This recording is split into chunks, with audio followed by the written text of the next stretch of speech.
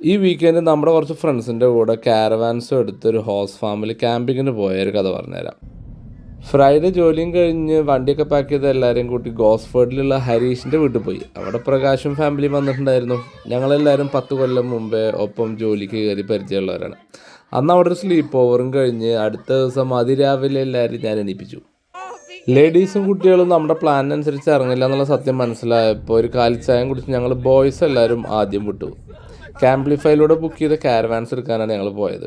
ഞാൻ നമ്മുടെ വണ്ടിയിൽ ടോ ചെയ്ത് പോകുന്നൊരു കാരവാനും കൂടെ ഉള്ളവർ ഡ്രൈവ് ചെയ്യാൻ പറ്റിയ 2 മോട്ടോർ ഹോംസും ആയിരുന്നു ബുക്ക് ചെയ്തിട്ടുണ്ടായിരുന്നത്. വണ്ടിയൊക്കെ തിരിച്ചിട്ട് കാരവാൻ അതിൻ്റെ പുറത്തോട്ട് ഹുക്ക് ചെയ്ത് അതിൻ്റെ കണക്ഷൻസും കാര്യങ്ങളൊക്കെ ചെയ്തു. സംഭവം ഇത്തിരി പണിയുള്ളതാണെങ്കിലും എനിക്കിതൊക്കെ ഭയങ്കര എക്സൈറ്റിംഗ് ആണ്. എല്ലാം സെറ്റാക്കി നമ്മളെല്ലാവരും അവിടെ നിന്നൊരു ഗ്രൂപ്പായിട്ട് വിട്ടു.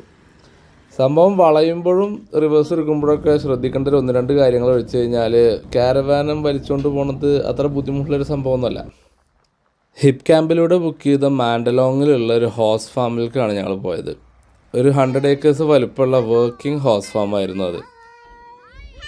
ഇങ്ങനത്തെ ഫാമുകളിൽ ഫെസിലിറ്റീസ് കുറവാണെന്നുണ്ടെങ്കിലും നമുക്ക് ഭയങ്കര പ്രൈവസി ആയിരിക്കും. പിന്നെ കാണാനാണെന്നുണ്ടെങ്കിൽ കമേഴ്ഷ്യലായിട്ടുള്ള കാരവാൻ പാർക്സിനെക്കാട്ടിലും അടിപൊളി ഭംഗിയായിരിക്കും. നമ്മുടെ ക്യാമ്പ് സൈറ്റ് എത്തി കാരവാനൊക്കെ ഹിച്ച് ചെയ്ത് എല്ലാവരും സെറ്റായി. രാവിലെ നേരത്തെ ഇറങ്ങിയത് കാരണം നല്ല വിശപ്പുണ്ടായിരുന്നു. ബ്രേക്ക്ഫാസ്റ്റിന് സമയത്ത് കാരണം ഫിദയൊക്കെ ബ്രേക്ക്ഫാസ്റ്റ് ഉണ്ടാക്കാൻ തുടങ്ങി. ആ നേരത്തെ ഞാൻ നമ്മുടെ കാരവാൻ്റെ ഉൾഭാഗം കാണിച്ചു തരാം. നമ്മുടെ കാരവാൻ്റെ ഫ്രണ്ടിലായിട്ട് ഒരു ക്വീൻ സൈസ് ബെഡ് ഉണ്ട്. അതിലൊരു 3 പേരൊക്കെ ഉള്ളൂ. പിന്നെ കിച്ചൺ, ഡൈനിങ് ഏരിയ, ബാക്കിലായിട്ട് ഒരു ട്രിപ്പിൾ ബങ്ക് ബെഡ് ഉണ്ട്. വലിയൊരുക്കൊക്കെ കിടക്കാട്ടോ. അതിൻ്റെ അടുത്തായിട്ട് ഒരു സിങ്കും ടോയ്ലറ്റും പിന്നെ ഒരു സെപ്പറേറ്റ് ഷവർ റൂം കൂടി ഉണ്ട് ഇതിൻ്റെ പുറകിലായിട്ട്.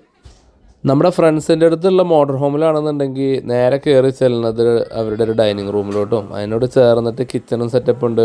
പുറകിലോട്ട് പോകുമ്പോൾ അവിടെ ഒരു വലിയ ക്വീൻ സൈസ് ബെഡ് ഉണ്ട്.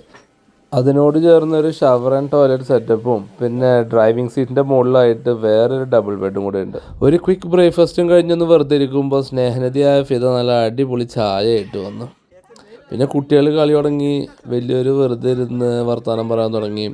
ശരിക്കും ക്യാമ്പിങ്ങിന് പോകുമ്പോൾ ഒരുപാട് എക്സ്പ്ലോർ ചെയ്യാതെ വെറുതെ ഇങ്ങനെ റിലാക്സ് ചെയ്ത് കിടക്കണത് അത് വേറെ രസമാണ്. ഫാം ആയത് കാരണം കുട്ടികൾ ഫുൾ ടൈം എൻഗേജ്ഡ് ആയിരുന്നു. പലതരം ഫാം ആനിമൽസും പിന്നെ വീട്ടിൽ നിന്ന് കൊടുക്കുന്ന കാർഡ്സും അവർ തമ്മിലുള്ള കളികളൊക്കെ ആയിട്ട് അവർ ബിസി ആയിരുന്നു.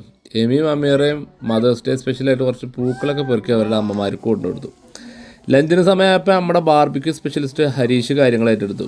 ശാസ്ത്രീയമായി തെർമോമീറ്റർ പ്രോബ്സൊക്കെ വെച്ചിട്ടാണ് ആൾ മീറ്റിൻ്റെ വേവൊക്കെ നോക്കുന്നത്. അവൻ്റെ വേവൊക്കെ റെഡി ആയി കഴിഞ്ഞപ്പോൾ എല്ലാവരും പാടെ ഒപ്പം ഇരുന്ന് ലഞ്ചൊക്കെ ആസ്വദിച്ചു. ഇതിന് ശേഷം കുട്ടികൾ കളിക്കാൻ പോയി. നമ്മൾ മാനത്ത് നോക്കി വെറുതെ അവിടെ കടന്നു.